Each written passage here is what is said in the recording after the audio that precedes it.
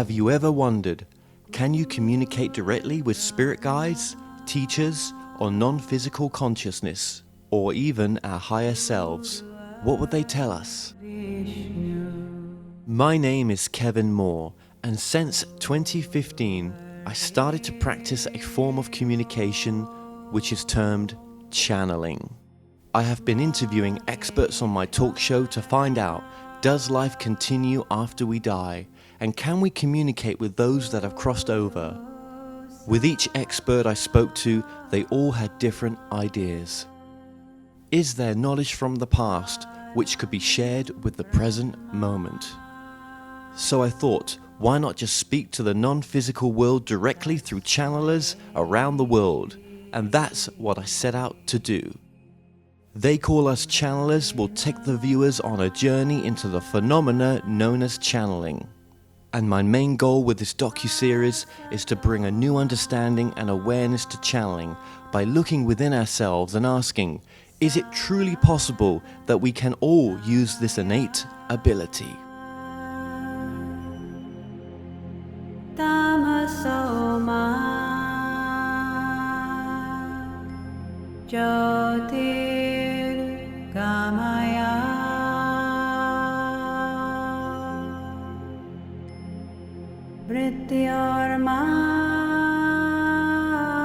Well, Gerard, thank you so much for joining us. It is my pleasure, really. And how much synchronicity this is. You know, I'm here in Colorado to interview Corey Good, and then his manager tells me that, you know, you really need to interview Gerard, and I was like, oh, you know, just another interview. I've got so much going on right now.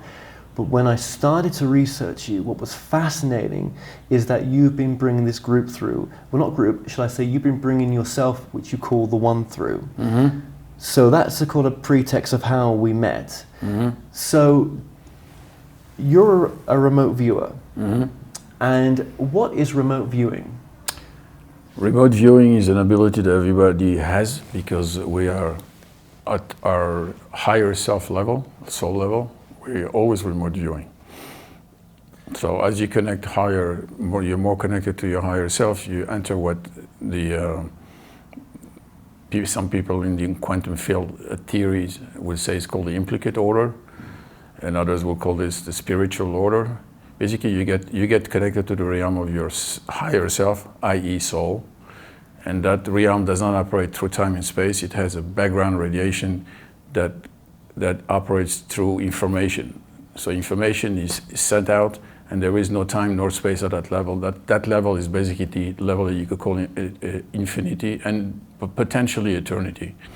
How long have you been doing this for? Since the late 80s.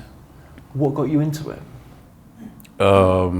Well, that's a long story. I was doing a lot of hypnotherapy and hypnosis and things like this, and I was involved in certain operations with the military. And then they contacted me and asked me to do a project whereby I would increase the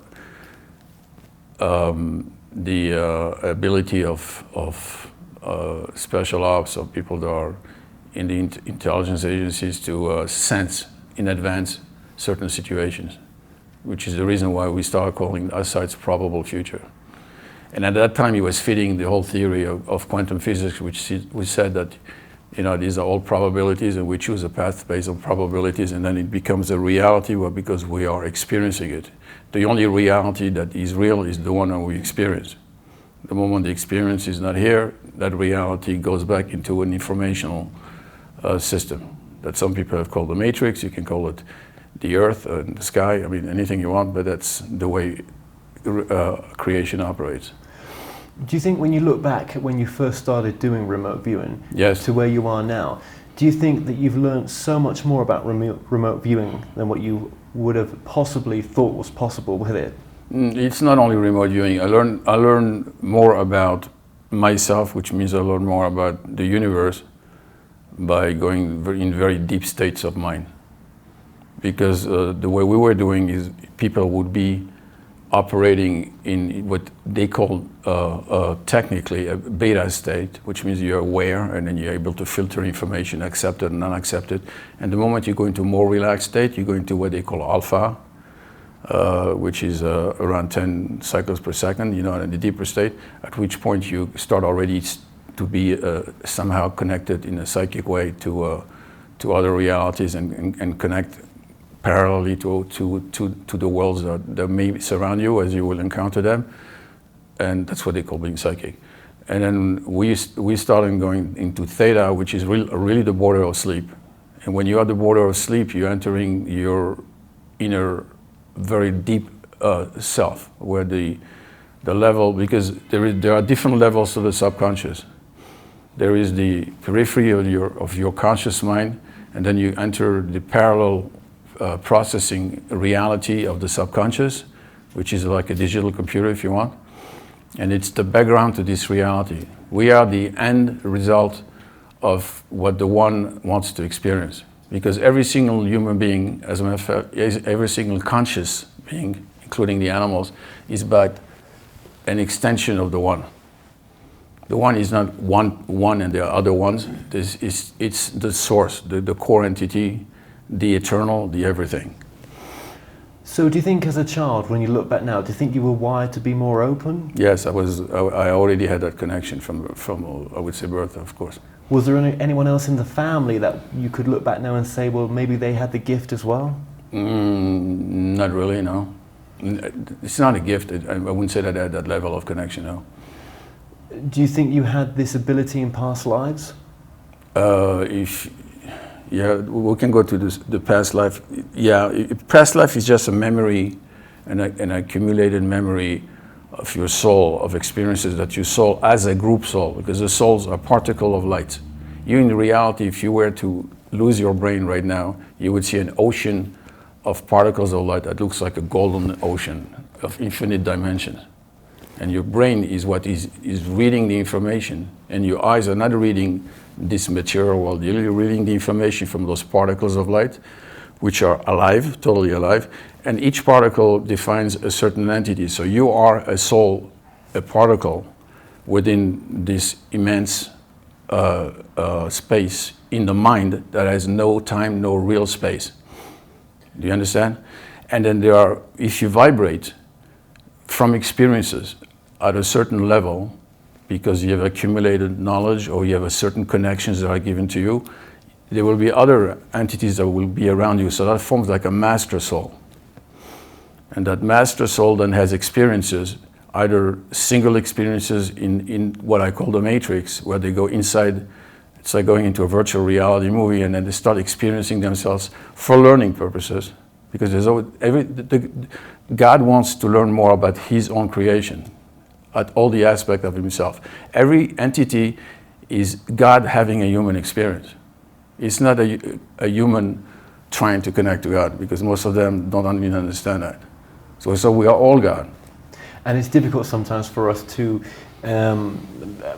have that as our truth, but as we progress on our journey, it actually does go back to that truth. But when you've got that, we'll use the word veil over us, that human word. It's hard, isn't it? It's supposed to be, because you are God who's trying to forget that He is one and alone and lonely, and then it's the ultimate existential loneliness, because it's one. And he tries to go into the illusion of the many, so that he can then interact with all of his facets. You know, the apple of the Bible is inside of, if you cut an apple vertically, you're going to see like DNA strands in the middle, and then the apple around. The godliness is really inside the apple. When Adam eats of the apple, God projects Himself inside the matrix, if you want, the lattice, and every single one is like a diamond, a facet of a diamond, which is but a reflection that God allows Himself to experience or not, because He can choose which one He wants to experience. So ultimately, the only one that's really reincarnating is the One, the Creator, the ultimate Creator. And all your information that you're going to explain now, because we've got quite a bit to get into, yeah. Are you bringing that through your higher self as you speak to me? Yes. Right. Yeah, there's nothing that I read somewhere else, so to speak. I might find confirmation, especially in some very old writings, but it's not. That's straight, and it's not really that you get it in the form of a discussion. It's just knowing. You just know it, the way you would know perceptually this world is here. You know. But we're still here. This wall is not here, but it's different.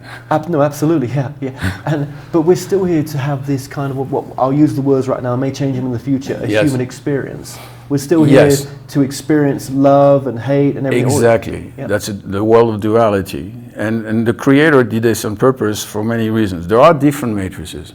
This is not the only apple, if you want. There are many matrices. The closer you are to the source, the more the source becomes aware of you. And the closer you are to the source, the more joy you will feel within yourself, and the more peace there is, because the idea of sharing, of unifying, is built in. So the closer you get to the point of unity, the more you feel united with everybody, the more you care about everybody, because they feel like yourself with a different aspect. It's like you looking at yourself in the mirror, but the reflection is different from you, but you know it's really you. Do you understand? At our level, if you were to look in the mirror and we see somebody else, it's somebody else. And in reality, I'm looking at you, you are my mirror, and you're looking at me, and I'm your mirror, and we exist in two different universes right now, two different bubbles of reality, connected through an informational process so that we have a stable environment where we can see each other and discuss. It's brilliant when you see the idea.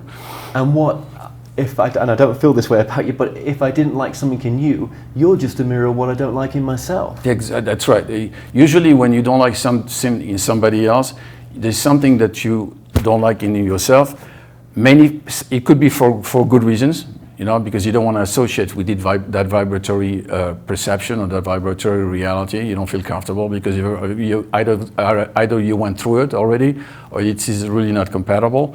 Or it is because something in you has to come out so you can see it reflected back, so you can feel the effect it has on you, and then analyze why are you getting so worked up about that particular facet, which is showing back to you, yes.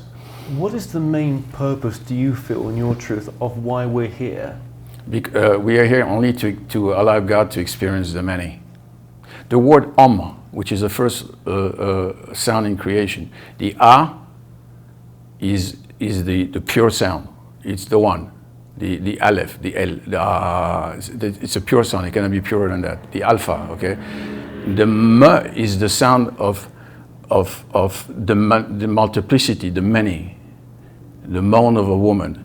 When God makes love to himself, when he takes himself in, because he's really making love to himself, and he's trying to multiply, fractalizing himself into multiple projections, so the many can exist in his own global mind, and he allows for the system of separation between he at his level that is aware that everything is one, and the level of the many that will somehow forget, and if they're really far away from his perception, will totally forget that they are God.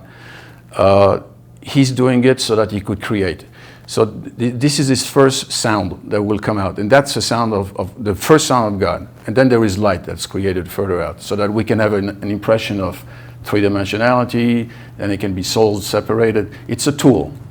Absolutely. And just very briefly, because we've got so much to go on, to just touch back on past lives. When we talk about past lives or future lives, really as far as I understand, they're all happening now. Yes, of course.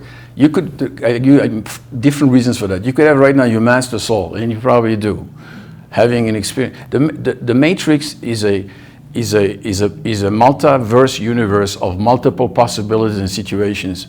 And you, as your soul, may decide, I want to experience, well, in our perception, would be the times of the Roman Empire and so forth. Because that's all we know in our history. Or I want to experience something 3,000 years from now. I want to experience a parallel universe where the rules are different.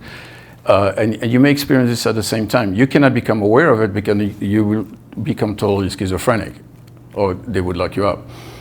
Which is what happens to some people. Which is what happens to some people, because the barriers between the worlds are opening up, and because either they've been hurt, it should not happen. But when it happens, and the so-called psychiatrists, that field does not understand it, so all they do is they just numb them down to such a point where they are like little vegetables, and then they go, I'm rooted back.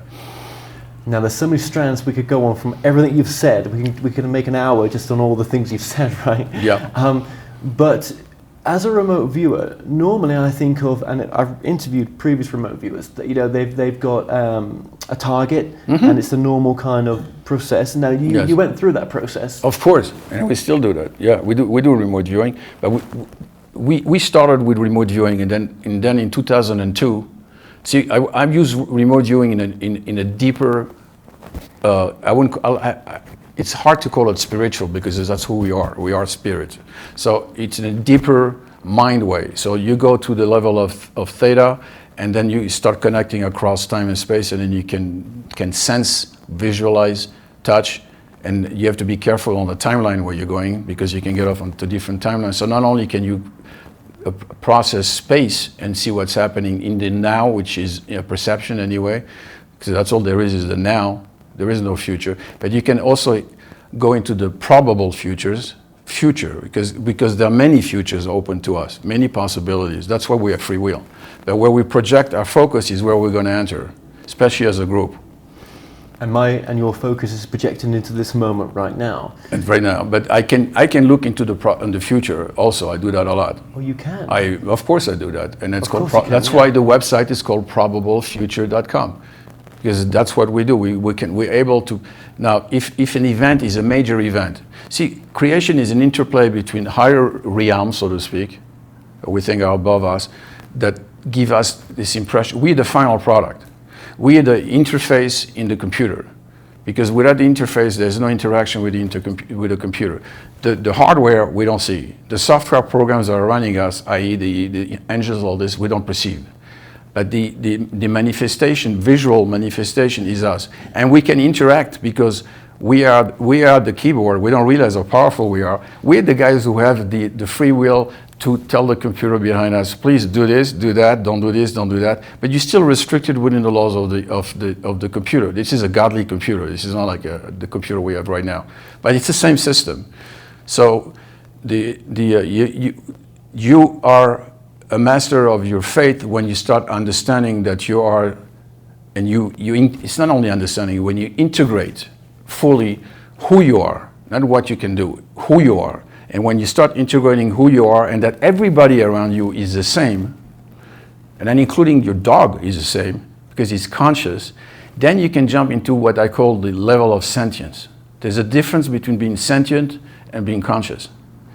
An entity, everything is consciousness. A consciousness is a self-reflective awareness. When you have a point, when you start being self-reflective, you have an environment to reflect your thoughts or your situation, your activity backwards, so you have a feedback, and then therefore you want to interact with it, and you feel that you're in a certain environment, not in total emptiness, you are conscious. Your consciousness is operating. So all those consciousness are having experiences. Nevertheless, they are restricted by rules that have to do with the rules by which the creation was set up, or the so-called what we think is fate. It's true that in what we call the lower matrix, especially this one, in order to protect us, because we're not ready yet to create on a high level, because then we become like sub-creators, and we're very powerful, the matrix will not manifest immediately what you want. You're going to have to think about it. Maybe it won't happen. Maybe people will oppose it. It's a complicated process. As you get deeper within yourself and you start realizing that you are closer to the level of unity and sharing, then your powers increase until you either you go into another matrix altogether that may look like the same, but you wake up one morning and you go, wow, look at the things I can do.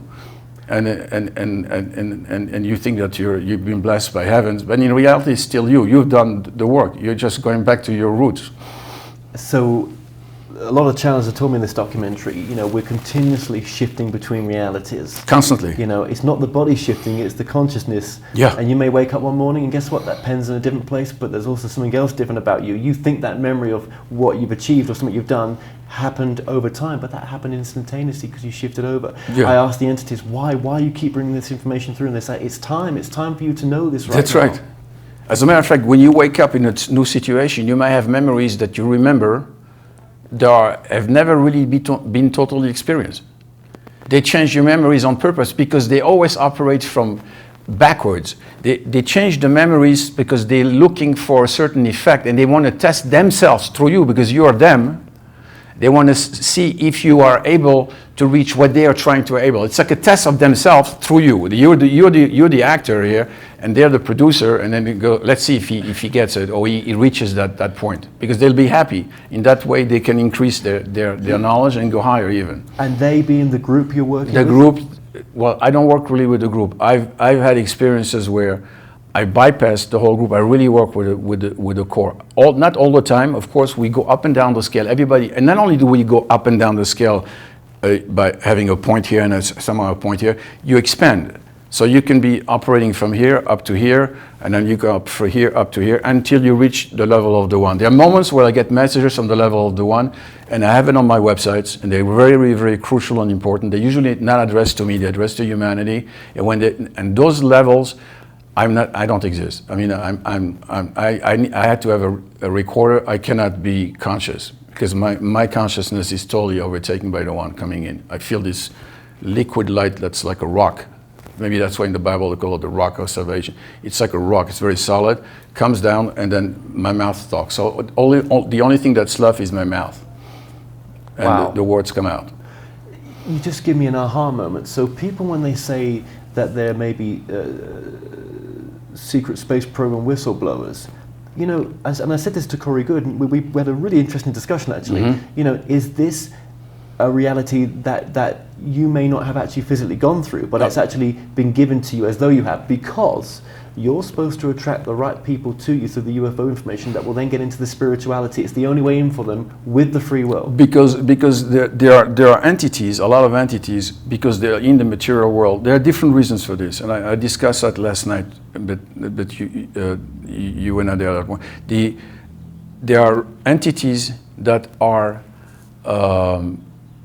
that need to learn something, and if you would not bring it into a mechanical, high sci-fi version, you know, if you'd be in the 17th century, you could still fly a dragon, you know, we'll still do it. But right now, if a dragon flew, I don't think it would really work, you know? Same thing, isn't it? Yes, I mean, they have to attract your attention, but they're trying to get you to the same result, because the real result is outside of mechanics, or science or technologies. The real result is about yourself, your consciousness. This is all you are. You're only consciousness. This is not even real. My hands are moving, so I have tools to do things, and then I can co-create at this level also. But then they must know of the fallout that will cause in, you know, I'm Correct. right, you're wrong. Yeah.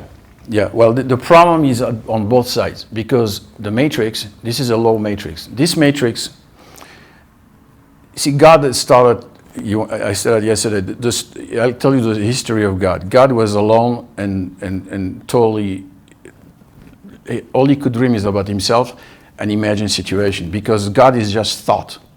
People have been asking, what's God? It's energy, it's the big boss on top, it's an illusion, it doesn't exist. He was never there before the Big Bang, and suddenly the Big Bang happened and he woke up, or he didn't wake up, or he's not there, whatever.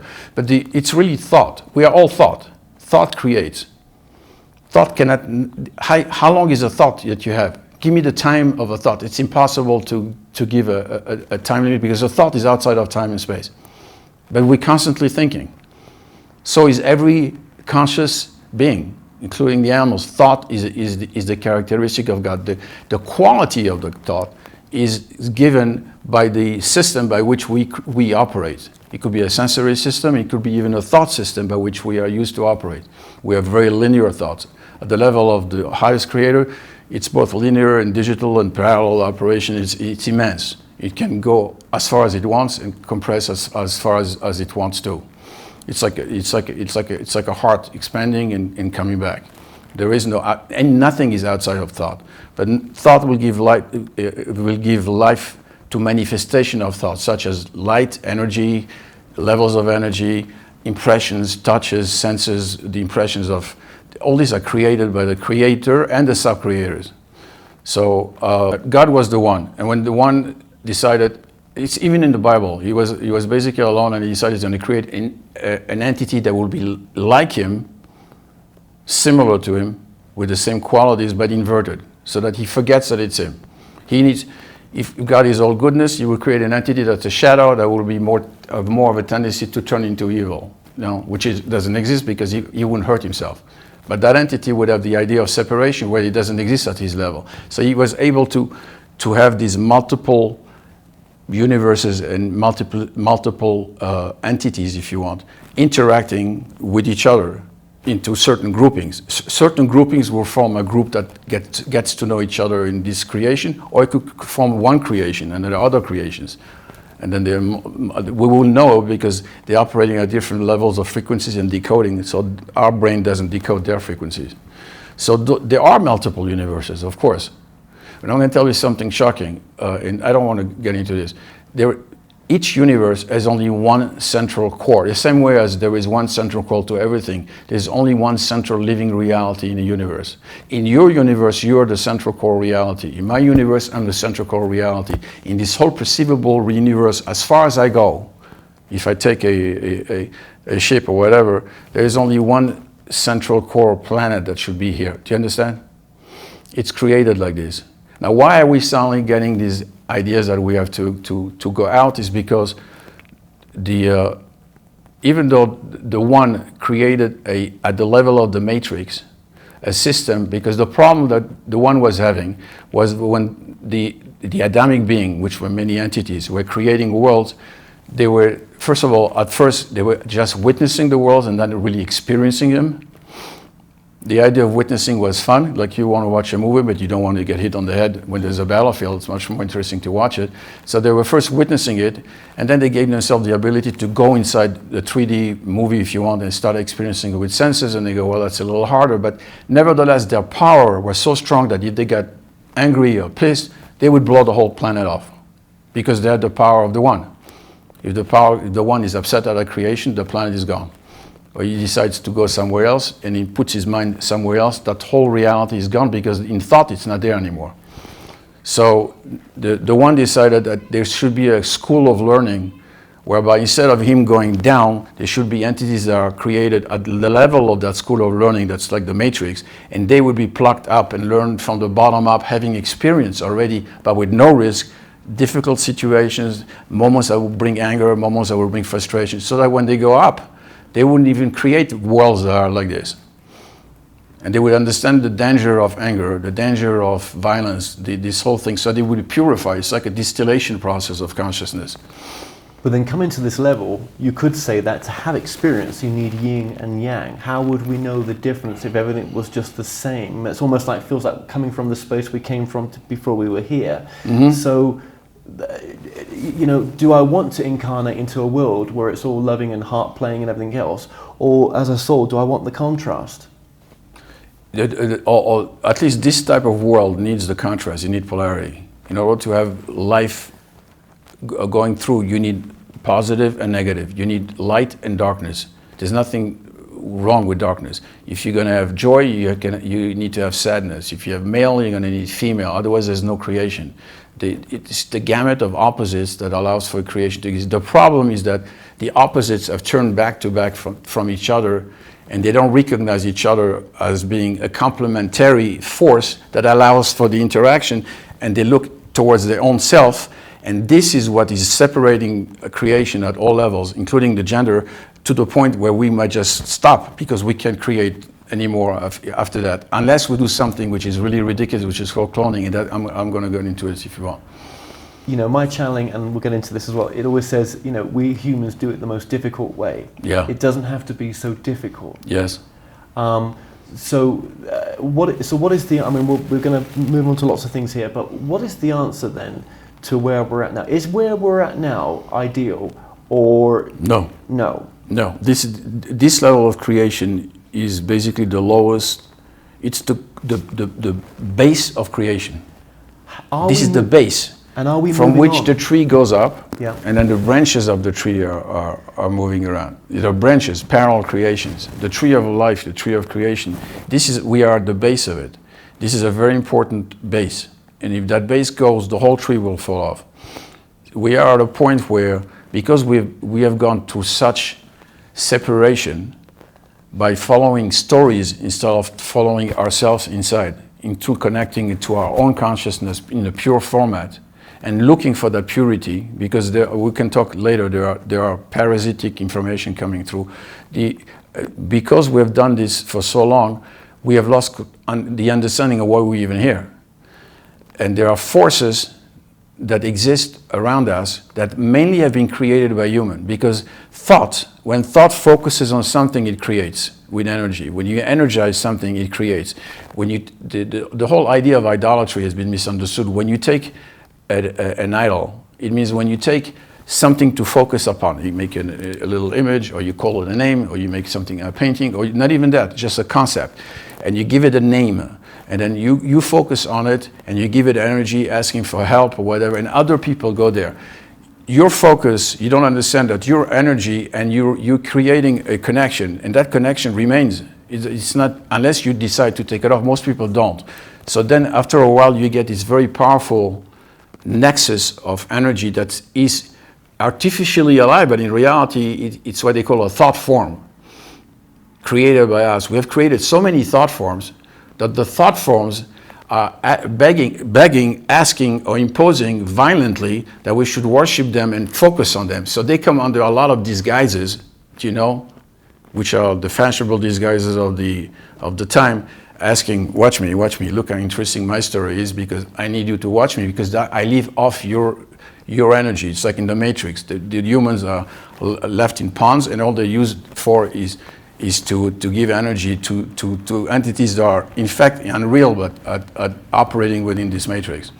Is consciousness having an experience as an entity? All the consciousness are totally conscious.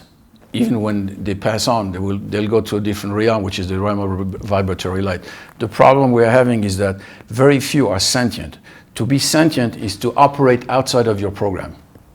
How many of us do that? Very few.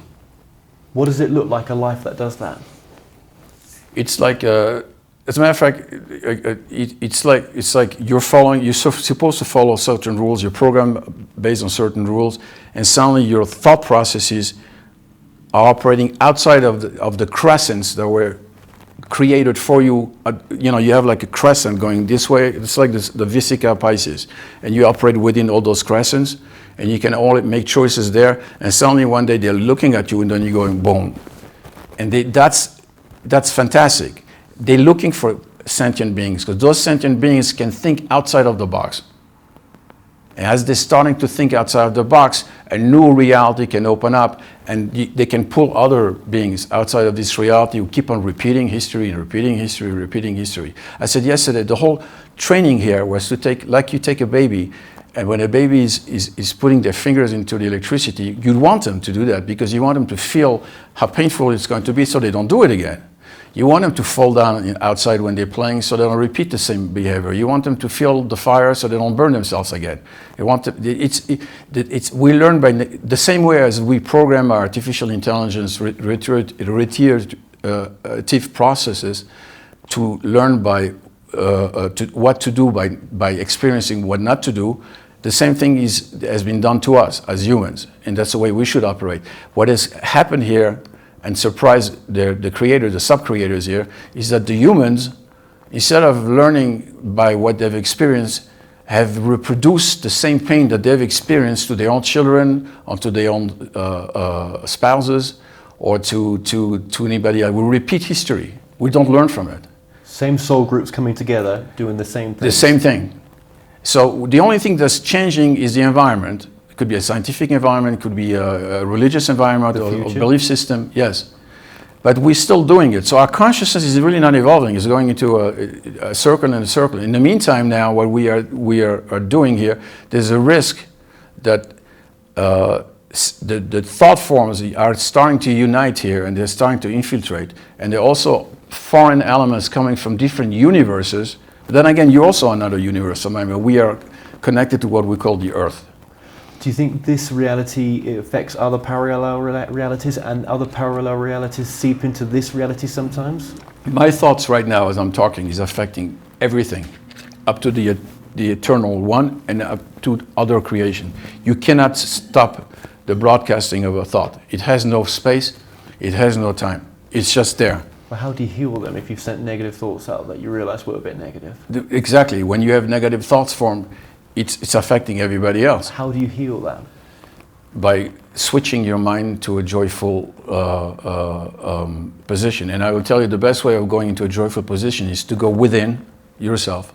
I'm not talking about within the biology, within your awareness, and then try to climb up in awareness and in vibration, and keeping your awareness of yourself and not asking to connect to anybody else but the one, because that level is where joy is. Joy is still there because everything is united. And as you climb back up, you will start connecting, being able to manifest joyful situations, and also you'll be able to re-experience and finally come to the haha moment when you go, oh, that's who I am, you know. I mean, this is what they call hell here. Why do you think you go to people, you say hello, you know? You don't say have a no, because it's a difficult experience.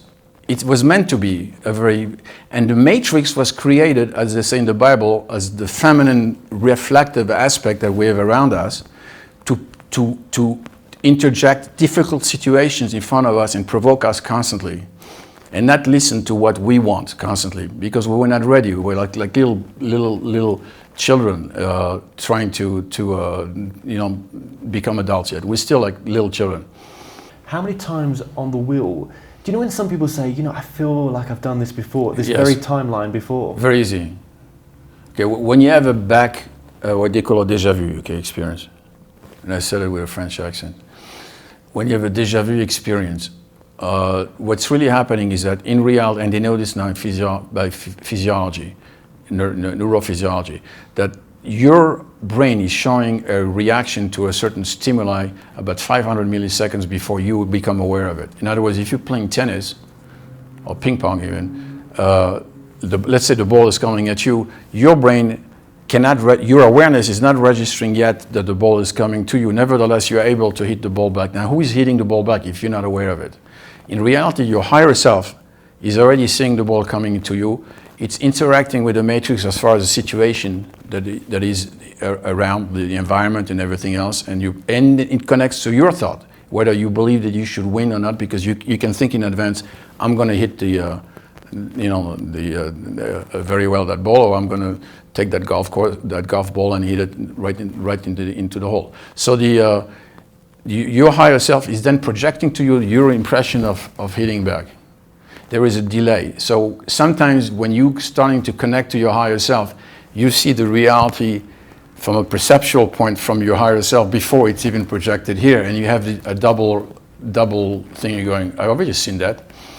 Now, I really like your explanation of how, you know, we give thought form to a different type of reality and these realities, these thought forms are around us, and Yes. they've maybe not got our best interests. But then you look at very successful people, and success is a strange word sometimes because success is different to everyone. But you look at someone who's got a life where, you know, they are achieving everything they want to set out, and nothing is really, if you looked at it without being in their head, it all looks very rosy and positive, and they're living the life they want to live, and they're actually helping a lot of other people in their own way to be aspire to do and go and live a good life, and you can have what you want. You know, when we think of where's the control there, we are in charge, aren't we? Yes and no. King Solomon, who's an ancient ancestor of mine, said it once. He said he was getting somehow angry at the way this creation was created, and he said that why should somebody, you know, he said that the problem is that a lot of the higher creators want to experience everything, the good, the bad, the ugly, the rich, the poor, and for them it's just one experience at their level of perception, because they're going down from the up down. So your experience might be the experience of being a poor man and falling down, because that's part of the experience that they need also, and that you need as a group consciousness, because believe it or not, we're all connected. So the group consciousness needs to experience that, so that hopefully it will evolve and go to areas when this doesn't even exist. Poverty is taken off. Nevertheless, believe it or not, the poor man can suddenly become sentient and go, I don't need to operate like this. I'm not going to follow the matrix. I'm going out of it, and because I know I can do it. You know, when I say a life of what does a life look like that's sensual, does Eckhart Tolle ring a bell with me, or is a life that's more sensual, more present moment? Does everything? Yes. Yeah. most present moment with the full awareness of who you are. Right. Toller was saying that. He said, go in the background and become who you are while you're still walking the earth and doing the same thing. Have this double reality where you're in the vibratory world in the reality, and you look at yourself from somewhere of a distance, and you realize you're just God having a human experience, and then have fun with it, you know? Thank you for adding that. Yeah, have fun. And I want to use the word David Icke that goes against he goes against everyone, right? Yeah. I'm just using names here. And we could say ourselves. Why don't we include ourselves in here? If we are, these are just different aspects of ourselves experiencing that. Yes. Sentimentalism. But they put their emphasis into different aspects of ourselves. Each one chooses what they want, and then they make stories around it. Oprah Winfrey, you could say. Yes. I'm sure she's gone through struggles. All these people I've mentioned have gone through struggles. Who has not? Right. Because the one is going through struggles too. Yes. And we're going to don't think we're leaving out the work of channeling. We're going to get all into that just a second. Yeah. I just want to say as well, my perception of what, I had a regression on this journey, doing this documentary, and what I got to show as what the God source is, or what the one is.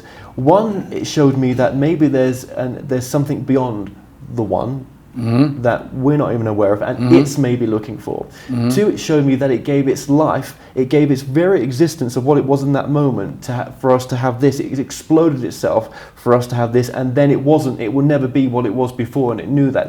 It said it gave its life for us, but it's still there, but it isn't. And when it comes back together, it'll be something else. It's still giving its life for us because it's him projecting himself as you and everybody else. How loving is that? Yes, that's pure love.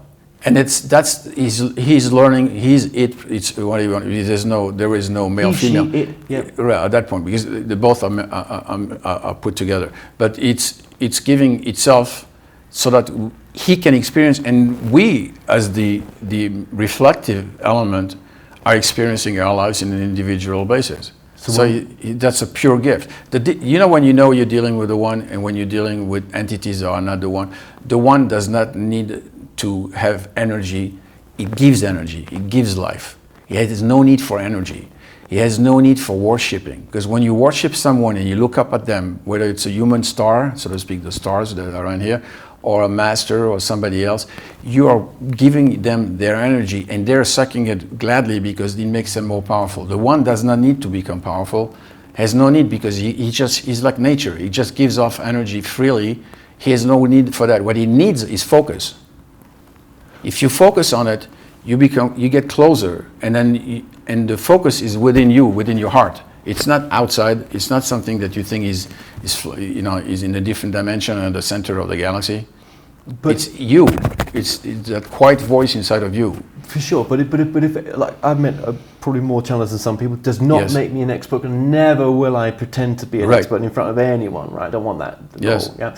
But one thing it's taught me is that, you could be giving with channeling something, and you're not in charge of people's attachment to you, though. So when you say the one wants to give and doesn't want anything back, but sometimes people do get attached to teachings, don't they? They do get attached when they've seen something in someone else they want in themselves. Of course, and everybody they should connect. The core of why we're here is to remember who we are. You will never remember who you are unless you start experiencing step by step who you are, climbing the ladder, if you want, the ladder of Jacob, of who you are, which is by God. You have to do it step by step. You cannot skip the steps, but they're all open to you. Those gates are open. You go until you start expanding, and then you're in bliss forever. It's open to all of us. Yeah. So we are here to go through that experience, and the one is in joy when he sees us coming back to him. So like getting your children back home after they've gone around the world and they've lost control, and the king goes, I want to see my sons back.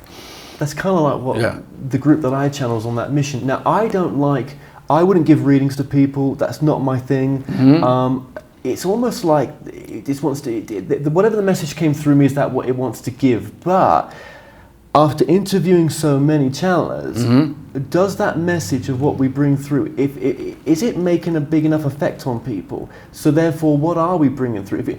Is the information practical enough to make a change? Yes. That's from any channel. Yeah, because we have a course, and the course was created, we call it the portal right now. The whole course was created to allow you first to go into a much quieter state of your brain, which is a filtering system. It's not that your brain makes you smart. Your brain reduces the intelligence from godly intelligence to human intelligence and reformats it. So your brain going quieter in vibration allows the real reality to appear to yourself. You don't want to go below one CPS, because basically you will go into that ocean of particles that I said. And even though some people have done it, and that includes me, I've done it, and I'm not the only one, people have done that, so they can come back after that. So when you are at that level, you realize it's not that this is a joke, this is real, because you come back, but you realize who you are, and then you're trying to tell the others nicely, but just don't get so worked up, and don't go into the stories, and don't go into these dark, fearful stories. The level of the one is, in order to unite, is love. The level in order to separate, you need fear. You can't separate if you don't put fear between two perceptual entities, or perceptual ideas, or cultures, or whatever you want. You need fear, and then they separate. They have to exist. They need to exist. Well, let me ask something real quickly. We're going to get back on track, yeah. Trust me. When someone's gone through a life like of abuse, for example, yes. and people say, well, maybe you came in here as a soul to experience that. Yes. Do you buy that? Yes. I'm sorry to say that, and God forbid, because it's purely horrific. When you experience something as horrific as that is, or you experience horror during a war, or your group has been massacred or something, you are here to never do this to somebody else. To learn and teach others the pain, because you've felt it in you. And you're teaching that also to your higher selves, who know, because they're the creative parts, so that they can climb up and they become higher creators and will never even think of doing so. The problem we're having here is that they forget, and then they start doing it themselves. This is because we're so remote, so far away from our core being in perception, not because that's all there is perception. But do you think there's a want from the beyond the veil for us to come and stop the repeat cyclings? Do you think they want us to stop that? It wants us to stop. They do. I'm getting messages. If you want, at the end, I'll read you the latest message I got on the 24th. Please. Yes. Yeah. Please. Oh, that's powerful. That is. That's powerful. And that just led on to my next question as well, which I've just forgotten. But let me just bring that question in, because that was amazing what you just said there. Well, it'll come back. It'll come back. So. Let's get into channeling then as well. So, if I was to say to you, what is your take right now? It may change in the future, but as of today, what is channeling to you? Channeling is what you do all the time anyway. When you're still channeling yourself, your higher self. Your higher self is channeling all the connections it has on the higher planes, which you could call the super higher self. And then that can go on for we have no idea about it, because many levels. Until you get to a level of communication that's purely non-communicative, it's something else. So you're always getting the information through you, which is the way it's supposed to be. Some people want to get, so to speak, special information, connect to masters, past stories that I've heard existed. You have to be really careful when you want to connect to a past master, because very often, as you said, it could be a story that either existed in reality or other people have energized. And then you're not connecting to the real entity, you're connecting to all the thoughts of all these people that energize it and turn that entity into whatever it is right now. Do you understand? Because it could be a thought form. You will know it, it's very easy. I'll tell you how you know when you're connecting to a higher. First of all, you feel a feeling of love. When you feel a feeling of pure love, you're connecting to a real consciousness going top down. Because it comes from the level of love, and it can only express love. When you experience an entity that expresses fear, and you feel the anger and the fear, you're connecting from the bottom up. From those entities that are here to separate, what we call the S-force, satanic. It's a necessary force that needs to exist so that we have this illusion of separation. But we don't have to invoke it in all its manifestation, you understand? It's not a religious idea. It's just the idea of fear bringing separation, which is a necessity. Well, I would say most religious text was channeled, and yes. Yet probably there were maybe some attachments with these people. Of course. You know, that were, and they distorted all the teachings. Everything has been distorted. It was known. And I'm going to tell you something. All universes usually get very similar text on purpose, because the high creator want to test the reaction to these texts, because they're multiple levels. These are not texts that have one level of understanding. They're multidimensional, and they go to levels that are absolutely incredible. Well, think what religion does. It tells you what to think, what to do, what to say. Now, that's human mostly. Yeah. But as someone that's met so many people on this journey, you know, I can see how addictive and easy that is to go along with, because like, oh my God, thank God, just one truth, not all these other people saying everything else, and I've got to discern and all that. I'll take the hard work out and go. Well, who do you want to be? The sheep of a shepherd that's outside of you, or do you want to be the shepherd of your life? Do you want to control your life, understanding it, and still do a lot of good and expansion to the others, or do you want to be a sheep following somebody else who's going to tell you what to do or not to do, whether he's incarnated or disincarnated, or it's a book, or we're here to be, we're all meant to be shepherds of our own lives. This is the ultimate creation, the high level creation. There is no sheep anymore. Do you think the creator, or the one, or these are just words, right? Yes. But they're fitting into this conversation right now beautifully. Do you think it wanted people to be so switched off and never to get in? I mean, because many people have passed in our known time that never touched this subject, never looked at spirituality, never looked at they were anything more than their body, and were very happy with that existence and still are. Yes, ignorance is bliss, of course. But nevertheless, when they come back, most of these people, not necessarily all of them, have consciousness, but they're not ready to come out. In order to come out, they have to do this, to jump to being totally sentient. They're not sentient yet. They're programs within, like they say in the Matrix, they're programs that are not sentient yet enough, and they're inside the Matrix, and they're just children of the Matrix, because they become like characters, if you want, in a movie. It doesn't mean that they have no importance, but they're not there yet. And just remind us at this stage in this interview right now, a sentient life, could it be, I'm going to use words here, so if I'm wrong, just tell me, but would a sentient life be a life where a person seems to be very loving to themselves and others, where they seem to care for themselves, for others and themselves, obviously, but they're more of service, would that be? Yeah. It's not the quality of service, it's the quality of being good or evil or what they do to others. It's a quality of expansion of consciousness that goes like a quantum jump, and goes like a total higher dimension, and they're situated there, and they start now going down, and they have a tunnel of experiences that goes from that level up to the ancient level, that's the earth. But now they're thinking from a much higher plane. So those entities are more expanded. They will automatically become more loving, more interacting with others, more concerned about the suffering of others. That's built in. You don't have to have the 10 Commandments say do not kill. They would never even think of killing, because they've evolved to a higher point where this doesn't come into consideration. And more care on the planet. Exactly. And they would be really concerned about the planet, which they should do, because I'm getting messages about the planet that we are in very serious, dire straits right now. And we're totally going to come to those messages. We are. I just one thing I want to add. I may add this in reverse. I just want to say, when we were talking, one thing that's come to me recently is that, you know, when someone's suffering from an illness, and maybe, you know, like Seth said, there are no such thing as illnesses. If you create the thought, you're going to create the illness. That is correct. Right.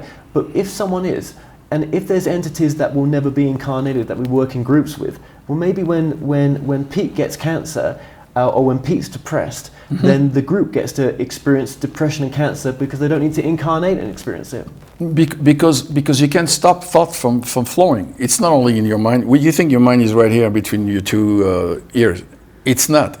Your senses in this perception are between your two ears. In reality, this whole room is being projected from me, the inside out, and you're projecting the same room from another perspective, from the inside out. So it's coordinated. Different. They're a bit different. They could be. If I said, look at that TV. They have proven this. Yeah. So the colors are different. Yes. Yeah. And now it's proven in neurophysiology. They know that. So that TV over there, yes, you may see it differently to me. Totally different, but I will never know. Usually it's like subtle differences, but it's still, the information is coming from the matrix as pure information. It's like a CD-ROM. You're reading the CD-ROM, and there's something with Saturn, but I don't want to go into that. It's a CD-ROM, and then you plug yourself with your consciousness, which is light, into the CD-ROM, like a laser light would read a CD-ROM.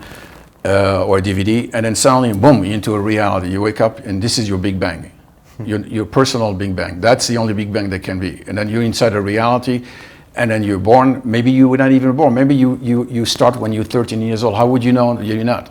You only remember your past. The memories are already there of your parents, and everything continues. Well, that's a good point. I mean, I see, that's funny you say that, because I always say to people, you know what? I don't think I was sensual till I was about maybe 10. And I was like, why do I feel that way? Right. That answers it. There's no way of proving it, because No. if this is a hologram, which they know now in science, in quantum physics, that the idea of observation is reality. Without observation, there's no reality. So, But then my parents would say, no. well, of course they will. I know that. What do you expect? they have to coordinate your reality with their reality, of course. In their world, you existed, since you were born, and they're not going to deny it and give you all your history. I wonder what ages some of us pop in. Huh? I wonder what ages some of us really do come in. What's important is at what ages do you pop out? God, yeah. Well, yeah, When you finally get the idea, I'm just not a little human being. I'm by far greater than that. I'm the Father and the Son are one. I'm the Father. I'm not the Son. This is what they've been trying to teach us for so long. As the interviewer, Yes. I'm trying to just represent for other people where I've been or where they are now. I know this to be my truth. Yes. I'm acting as someone else. I'm taking a role on that I'm not really Yes. keen You on. bring this to the world. So have I Through the media, Yeah, yes. but then I could say, well, when am I popping out then? Not that I don't, but I didn't. Do you know something? You I already don't- popped out. Sorry, I see it. Then what is this? This is our interactive holographic deck, and then we're going to invite other people to understand that, and they are all very, very important. But to me, it would be a reality where I've not popped out. To me, it would seem like I've not. But when asking that question, Your consciousness is already higher than the matrix here. You're a sentient being. so You're we've part come of- here to help wake people up. But this We is wake up the people up, because the reality of the matrix, even though it's holographic, it's serious. If you don't have an environment to project your dream upon, if you don't have a loving environment to project your dream upon, you will wither away and die. And don't forget that for the one, he cannot block his awareness from anything. It's impossible for the one who is a source, even if you imagine that you said at the levels above, the level of one that's on top of this pyramid, call it anything you want, that's right on top, that's aware of everything, cannot not know that someone in its periphery at the bottom is suffering very badly. It knows it, and it wants to help and feel, because it's his own being that's sick. It's like when you have a cancer or pain somewhere, you want to take care of it because you feel it. This is pain at the level of the whole being. It's not only pain at our level. So when we're hurting somebody else, we're hurting the whole being, and we're hurting ourselves in the process, because we're not operating in the same way as your body should operate, in harmony, in balance, and cooperating, doing what we're supposed to do, and then within the abilities we have. now, even though what you've told me there, Yes. I'm still going to be present as though I'm here. Yes. I'm still going to. Your awareness is there. You have multiple awarenesses. If you climb up, it's like when you have a dream. Who is dreaming your characters, and during the dream, the other characters? You're doing it, but you're not aware that you're dreaming the other characters. You only think you're yourself here. How long have you been there as well? Right. What may sound like 2 minutes is like 5 years. Yeah. Exactly. At a time. Yeah. Exactly. You think it's been like 3 hours you're sleeping. It might have been in infinity. There might have been an interruption. You cannot even define it. And lately you will notice, because I know why. Creation is now into what I call the flood, the waters. Everything is being rearranged. A lot of people wake up, one day continues into the other, and suddenly you wake up one morning and you can't remember what happened the day before, and it feels like it was like eternity before.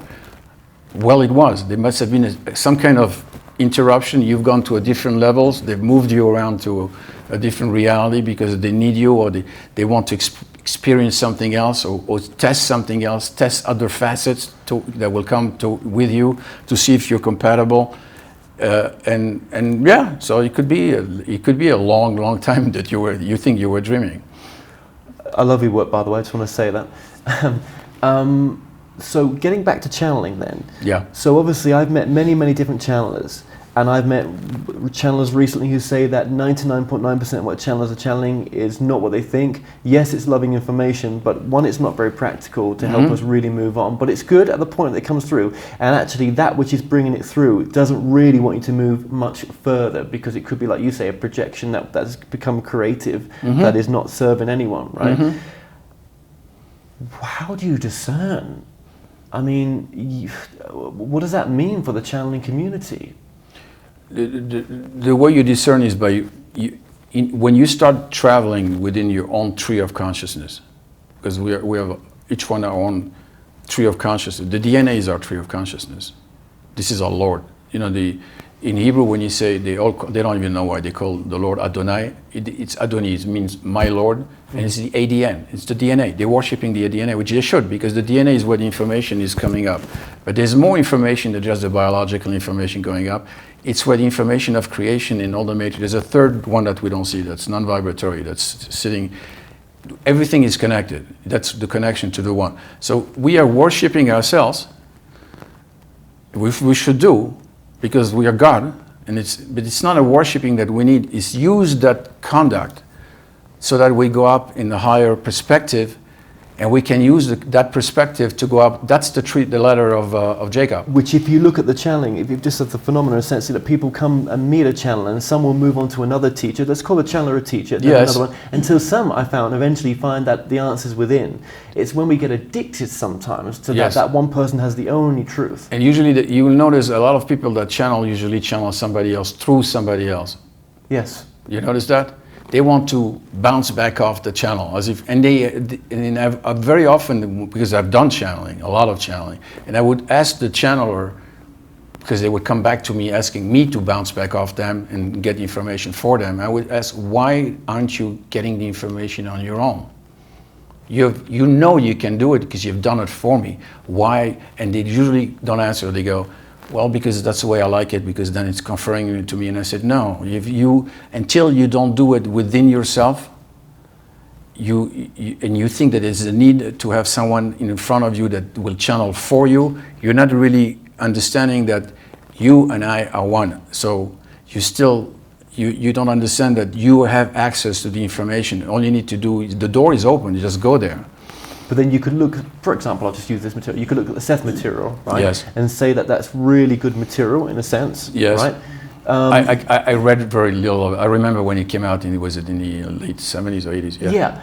And, you know, what we knew then is maybe we have grown and expanded more now, right? Yes. I still say it's great material, Yes. right?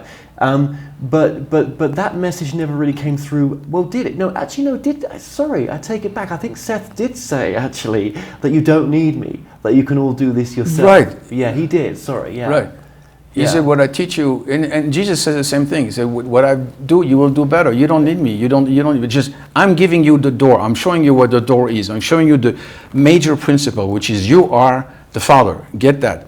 You don't have the abilities that the Father has yet, but you will have incredible ability, even bigger than I do. So listen to that. It's not a religious message. It's a reality message. But when people It has nothing to do with a religion. It's just trying to teach people, wake up, you know, you're suffering for no reason. You can get out of it. But when people do channel, for example, someone channels their higher self from the future, right? Yes.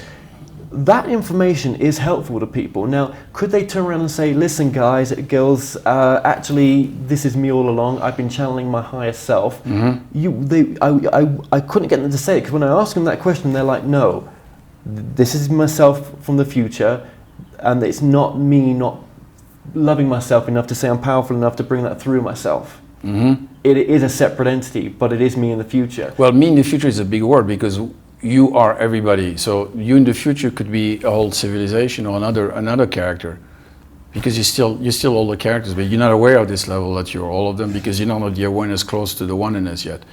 So the future doesn't exist in the future. It's the present for those entities. There's no future.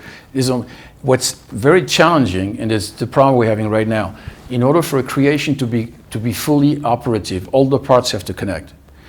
Even the parts within the experiences, and I don't know why I'm even saying this now, because this is a high level, even the parts within the experiences, some parts of experience, let's say a tranche of the future, what we think is the future, some parts of experience, the past, parts of it, and then we are in the present. Everything has to connect, and it's the role of the creators to make. It's like you make a movie. Yeah. You know, you do the end before you do the beginning. It's okay. Who cares? You know, but the real work is to put everything together so it makes sense to you as a creator, and to the higher level who wants to witness your gift, because the sub-creator's gift is to give to the one a perfected, beautiful movie where you're shown that the children have learned and they've evolved and everything went beautifully well. And that's why I've called my documentary They Call Us Channelers, because it came to me to use those words to say that, because to show that we can all do this. It's not a special gift.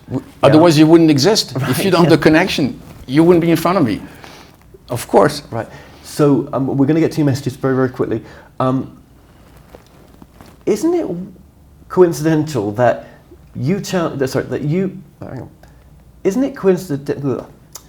Isn't it coincidental that I meet you, you are bringing the one through the way you do, and it's you. It's not me, it's everybody. Everybody, sorry, yep. And then there's me saying, oh, I started this journey from channeling a group called The One. Of course, but it's a group at that level. When you get to the level of the One, close to the One, people don't know that, but you cannot be fully in the core of the One, because then above that level there is like you dissolve into something else. But at the close to the level of the One, which is still the One, the many still exist. There are those permanent creators of light that have an intelligence that's billions and billions of times ours, and literally create universes like this. Yeah. Just by thinking of it, they can create totally different universes, because they are the One. So that's why the first word in the old Bible is that God is not called God, it's called Elohim, which is a plural, and El. It's the many and the One. It's the many within the unity. And the unity creates that. That's the word. It's a plural. It's not but it's a plural that's not separated. It's different facets that are operating there. Do you know, when I was doing this, thank you for that. When I was doing this documentary, I wanted to bring new levels of information. I was sick to death of hearing the same goddamn thing. Yeah. Right? What I actually found out is that when you ask questions that are deeper than you've gone before, it comes through. Yes. Deeper information. So you've got to be at the level to want to ask it. It will not come without asking it. And I thought, well, is this mental masturbation? Or do I really, what is this, right? I like what you said. Yeah. But then I realized it's not, because you know what That's happened? the trip of man. Yeah. What actually happened was it was bringing me more to present moment, even stronger. That's the key I realized. Whenever I've done the same process on I started also channeling, as a matter of fact, it was my ex-wife at that point, through her. And then I was channeling the gods of Egypt, and I went, wow, this is incredible. And then the experiences were happening all over the place, and then the house was like, and I was like fascinated. And at one point, she died in front of me. She was literally dying. The whole room got cold, and I saw symbols which were like very evil symbols coming in front of us. And she was, and for some reason, I knew what to do. So I did what to do, and brought her soul back, and the room quieted down.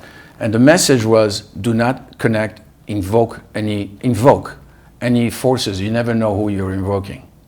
Because they were very friendly, very nice, but they can suddenly be overtaken by a different force that will overtake them, that will use your channel to get into this realm. Because you're opening a door. So what should you do to protect yourself?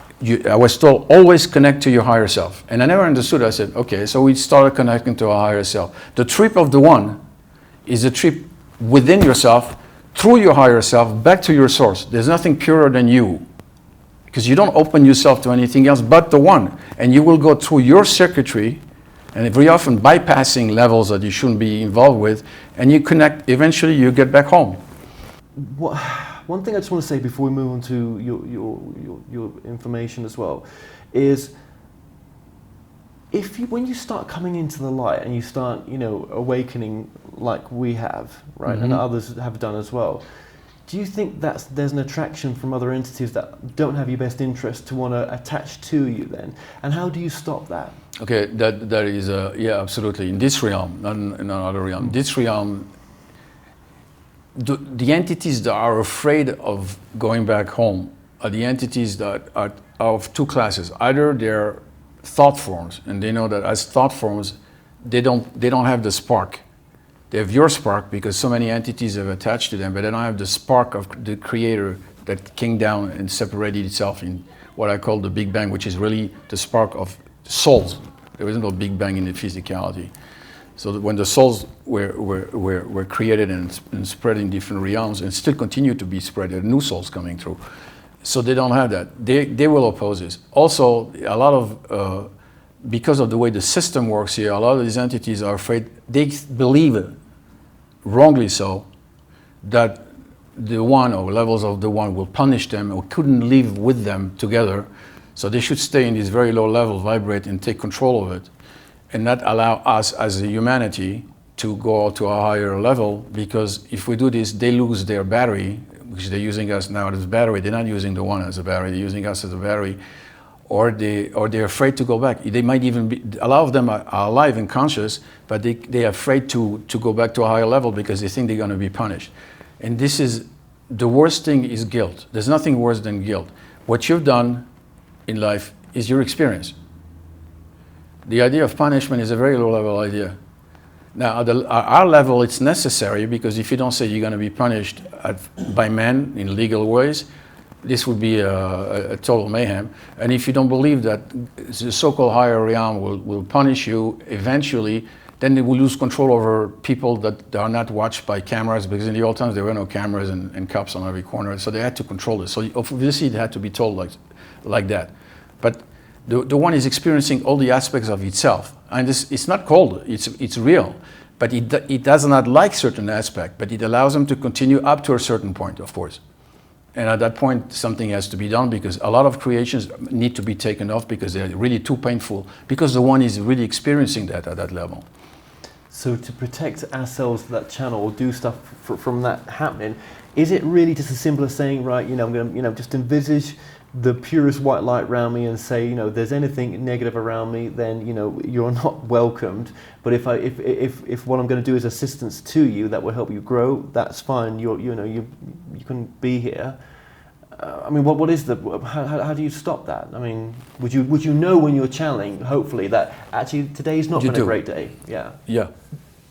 First of all, like you said, there are days when you shouldn't be channeling, because it's not a great day. A lot of mayhem is going around, not necessarily you, but it's passing through you. You feel energies, you wake up in the morning, suddenly you're depressed for no reason. Right, yeah. And then you think that something ominous is about to happen. This has nothing to do with you. We all, the energies are moving around, and then situation maybe happen far away that you're not even aware of, that are sad or happy. Never think that it's you first. Could be another aspect of you in this same reality. Or could be another aspect in another reality, having had a very tough time, and then you run to your psychologist and they go, I think you should need these pills, because otherwise you won't be able to function anymore. So this is right now, creation on all levels is very chaotic, because the one has been trying, right now, this is a major movement where it's taking the cosmic being, the whole cosmic being is trying to bring back the children back to itself, at least close enough so they don't suffer so much anymore.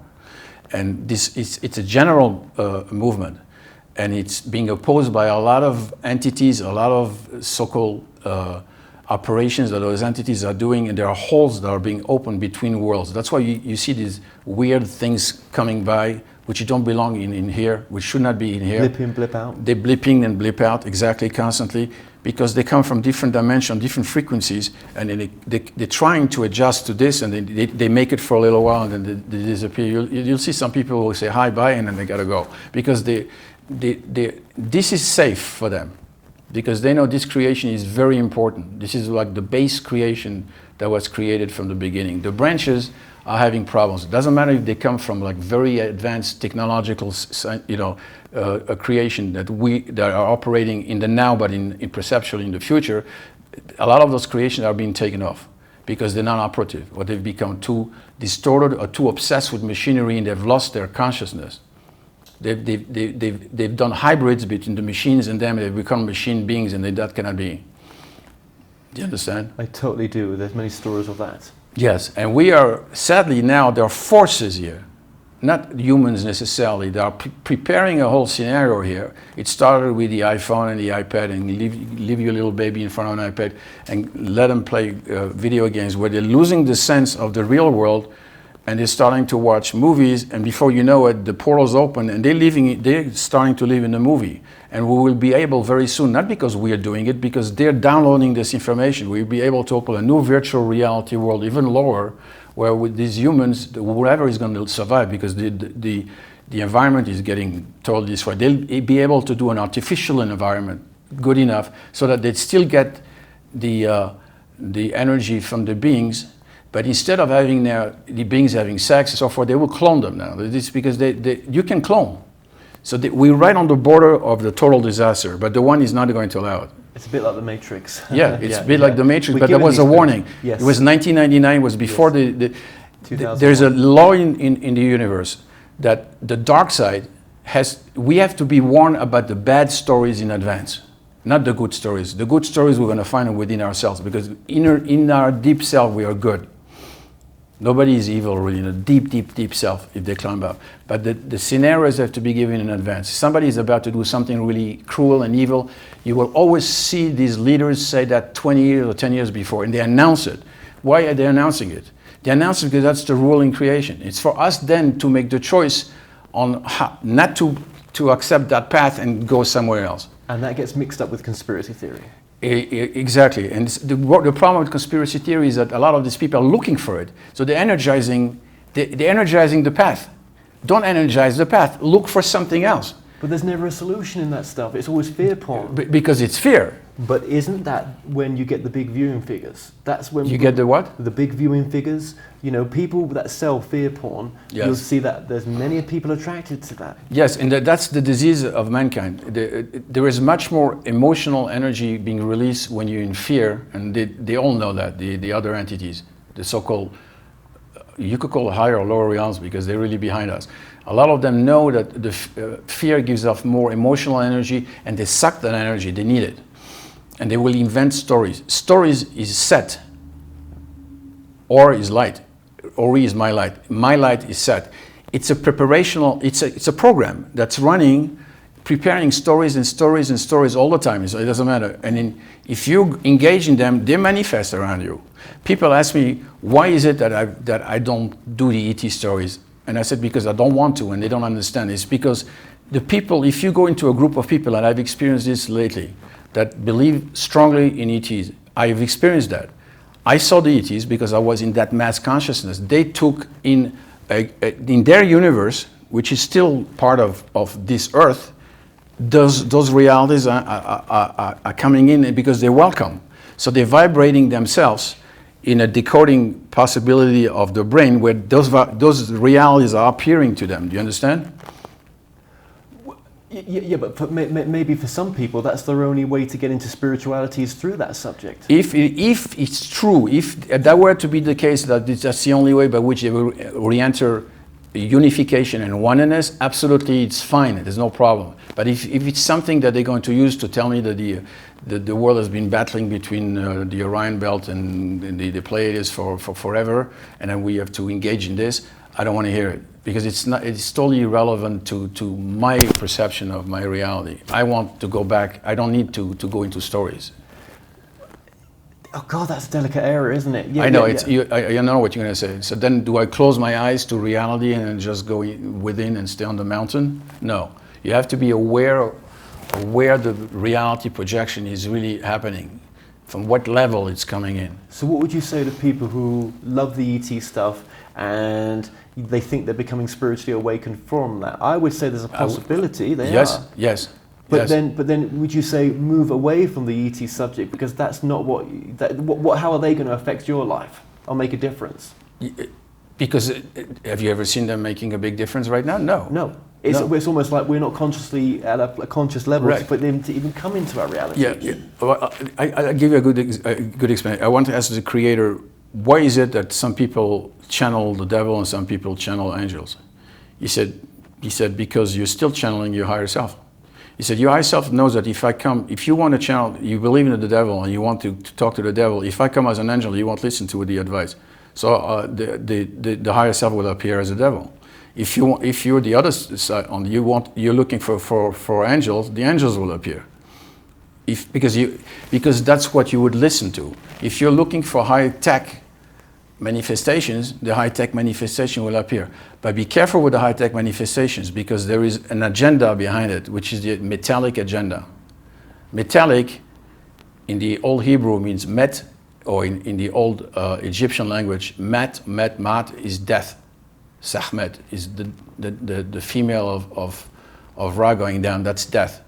So Met El means the death of God. So when you start the machines, you start giving more energy and focus on machines, and then you think that you're going to save the world using machines. No, you're going to save the world the way you came in, naked as a baby, no clothes, nothing. It's all within you. You have to do it yourself. When you connect as well, which I find fascinating, how each individual has a different way of doing it. How do you connect? I vibrate myself. But in our course, we teach you that we basically, by the way, the name of the website is probablefuture.com. And the way we teach that is by, first of all, quieting your mind, and then allowing you to go into even delta, which is the level of sleep, but with full awareness, because that's the level where the portal opens up to other reality realms. And you become, and you can eventually, but that's really rare, you can go through that portal and you find yourself on the other side, but that's not to be discussed here. So at that level, when you're in the level of delta, the door is open, the delta is like a door, and you can consciously start creating, putting a seed thought, and then that thought will come out and choose your reality projections. And also on this journey as well, obviously there's been different truths. There's been, some people have said as well, different channels have said, listen, there's only one truth, and there's not multiple truths. If truth is true. Truth is truth, but the manifestation of truth are as infinite as the infinity itself. So what I'm trying to say is that the only truth that exists is the one. The multiple levels of manifestation and reflections of the one are all true, but it's just given to us to experience, to learn from it, to ask questions, never to take an answer as the final answer, because it's only an answer at your level of perspective and your operations, and always put a grain of salt. Especially when you're communicating, you should put a grain of salt so that it's through the question mark that you get to go higher. You see a question mark and there's a point on the bottom. That's the serpent with the head on the bottom. That's knowledge. Like tickling you, going, maybe it's time to ask another question. So as the more question you ask, the more answers, and that's how you navigate the inner realms, which is really the reality that you need to navigate together with this reality here. But then you change your reality because the one is projecting into the other. And just because someone says they're channeling this particular entity or whatever it is they're channeling, that's their truth, but does it mean that it's actually that being? A name is a name.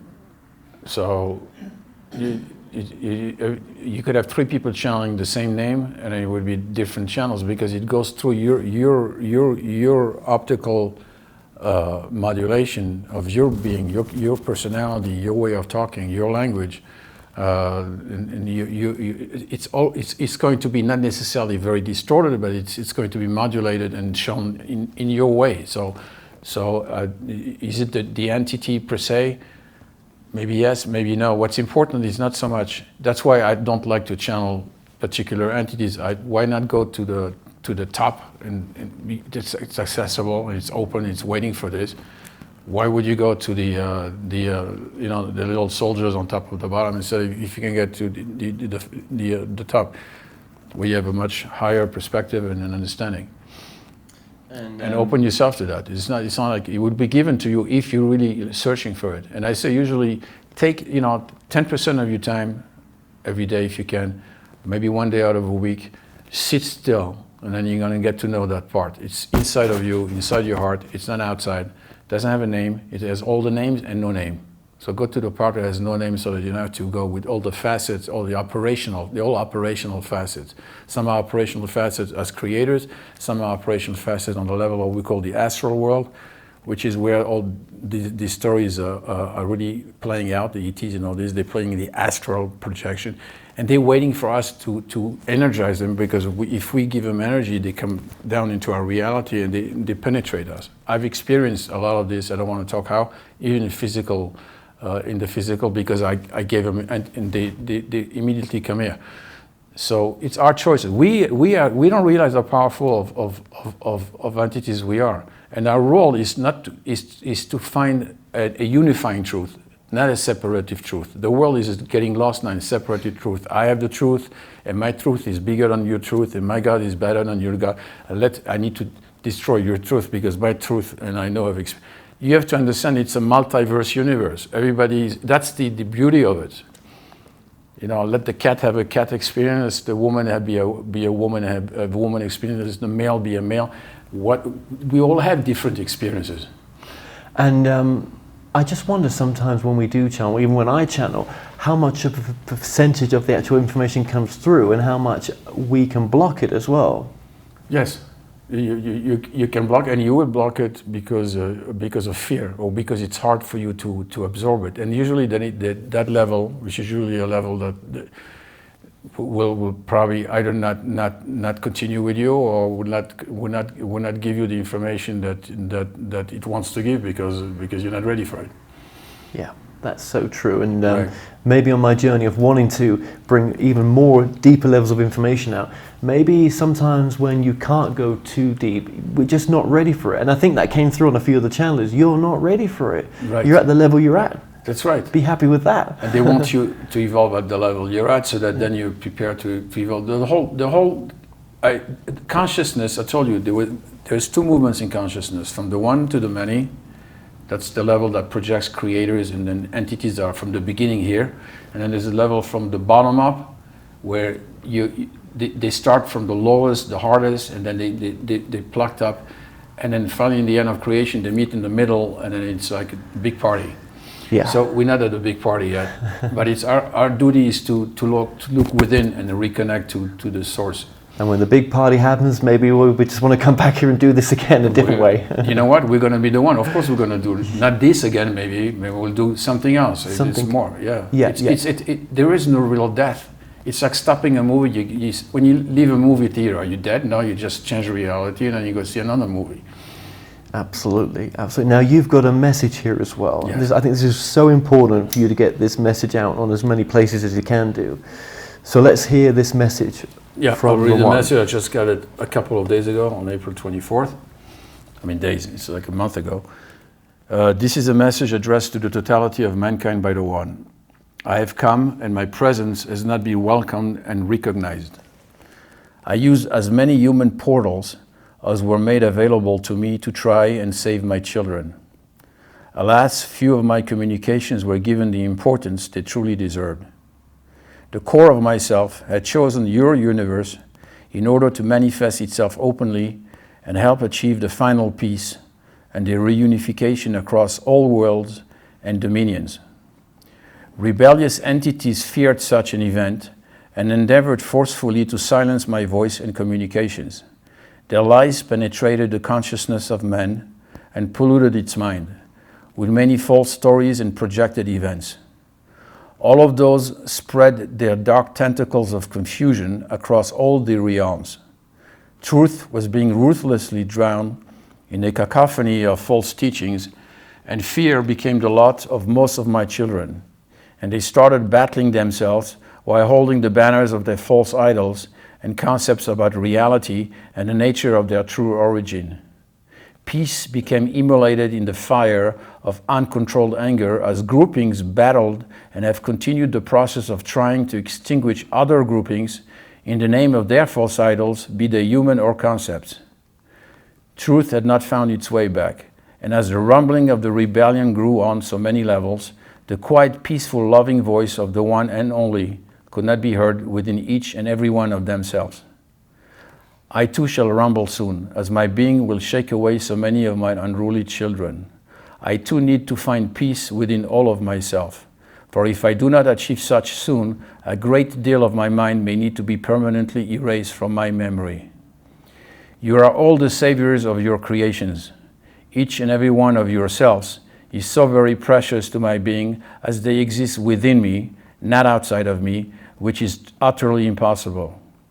Your violence against each other and against my beloved environment and its perfection and all the creatures who inhabit it is but violence against myself, as you are but destroying great and precious parts of myself.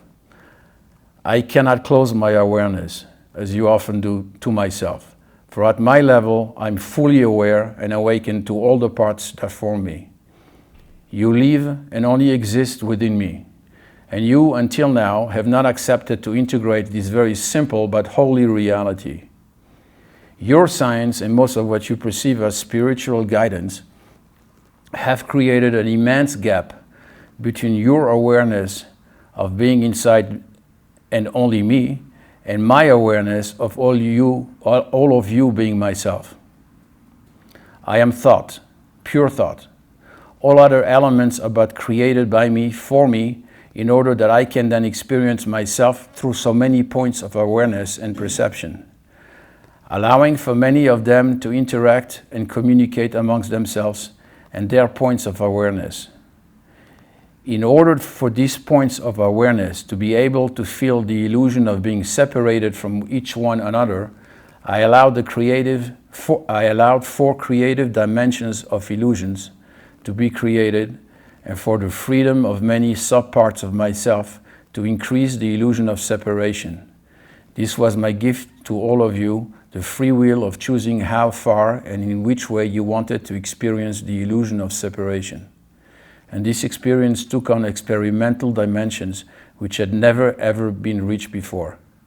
What surprised the one and only was the great fear and rebellion of so many of its parts when they were asked to slowly rejoin in a glorious manner which had been prepared for them, their origin, their source, their true reality, and glow and bask in pure love and infinite light. Most turned a blind mind and eye to the request and tried to keep under their dominion the flock which they had controlled for so long as sub-creators. Instead of being reintegrated into pure intelligence of a degree which very few could even perceive, they tried to enslave each other and their dominions using their fascination for machineries and technologies which they were gifting to their entities. That was what we think we are inventing here is gifted, it's downloaded. And within a short period, the children of humanity became enamored with these mindless machines which they used to conquer in their perception, space, and even somehow time.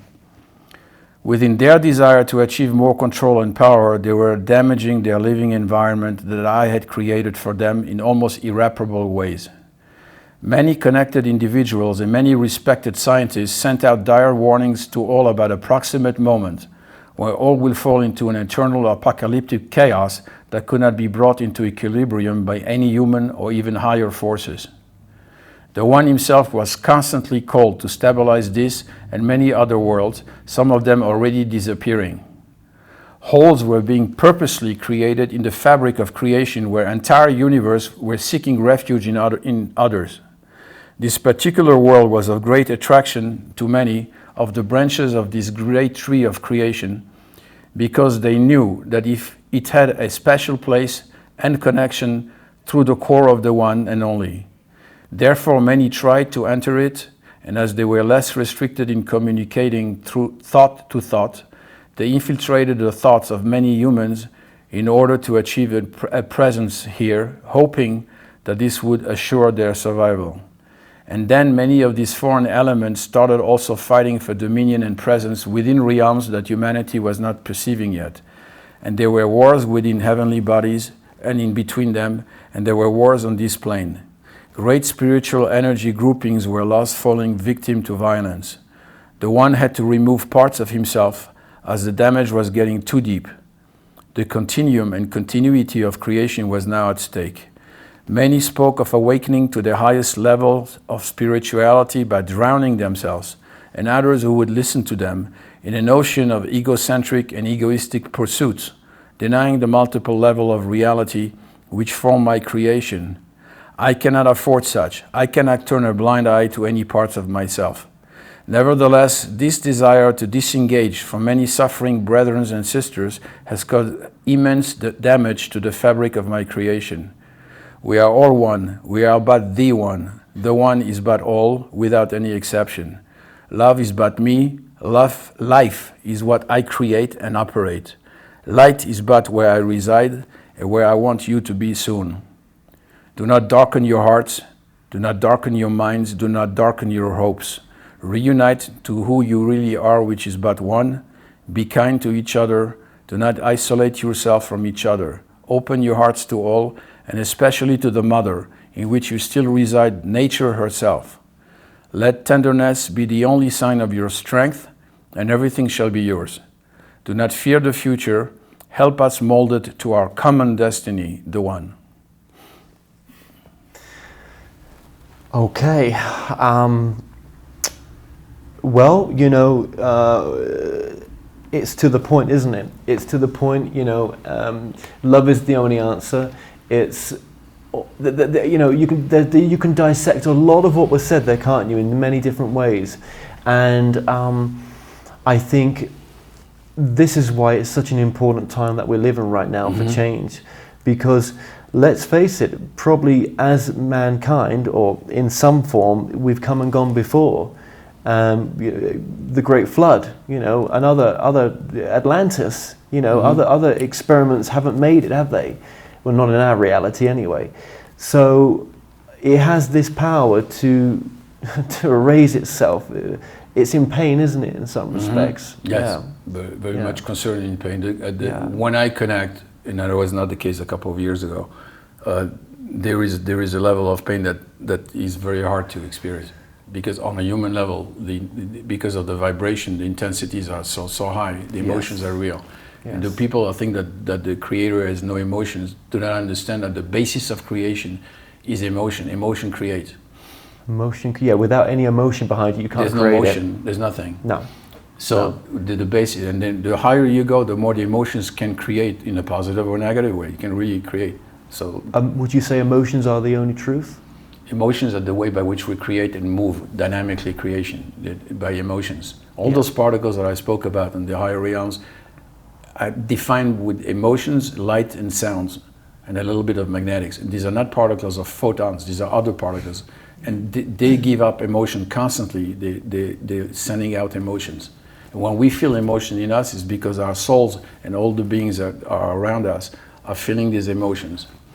And the higher you go, the more the emotions are. So if there's an emotion of concern, that emotion is going to be real, and really you feel called to do, suddenly you say, I gotta do this, you know, I can't leave it. In the time we do this interview, you only got to switch on the news. Yes. How divided and how much of a call there is for change, what wants to take place. Yeah, yeah. Everyone's playing their part for that change. You know, you can look at it in so many different ways, but yes, change is definitely happening right now, and maybe major change. Maybe we haven't even seen the beginning of it. Yeah. Maybe this is not even this is just beyond the start line. We haven't started yet. You're absolutely correct. You know, I'll tell you something. This is not yet the real creation. Real creation, where everything is connected and everything functions perfectly well and starts, is not started. No. There's an old saying in the Gospel of Thomas, but Jesus, they ask him, when will this creation end and how will it end? And he goes, do you know that it has ever began yet? Because it has not yet begun. So, you know, when you the end will be when the beginning will be. In other words, this part which was more ad hoc is finishing, and then we're going to have like a unified creation soon coming. This is the new creation we're waiting for, all of us. My challenge used to say to me when I used to bring through the one, he used to say, you know, there is a great change coming to this world, great change, and it's not even started yet. It's not even started yet. You know, but it needs us to participate and at least will it. You know, we won't be able to do all of it, of course not. But let us focus on this and not only the distractions that we have right now. I was saying yesterday when I spoke in that speech, and they were asking me, and there's a reason when I'm saying this. I asked once a creator, what's the secret of magic in ancient Egypt? And he said, that's easy, I carry a parrot. And I go, what do you mean you carry a parrot? He said, yes, I carry a parrot. And I said, well, how does that work? And he said, well, everybody is watching the parrot talking. In the meantime, I'm doing all the real stuff. They're getting distracted by the parrots. Right now, people are getting distracted by stories, by leaders, by tweeters, and I don't know, whatever. And it's just keep your mind on the truth. You know, try to receive what's happening in what we think is the real world, the environment, and things like this, the relationship between people, and not into these ridiculous stories. They're just stories. So my final question to you is, what is the most important message of your work? Well, the most important message in my work is that all of us, any conscious individual, whether a human, an animal, a tree, it doesn't matter, consciousness is part of the One, inside the One. That's all it can be. There's only one source, one creator, one mind, and the mind can have the illusion of separation, but it doesn't exist in truth as separation. And then we are all the one that form the many, that is but one, not are but one. We still is the one. We still but the one.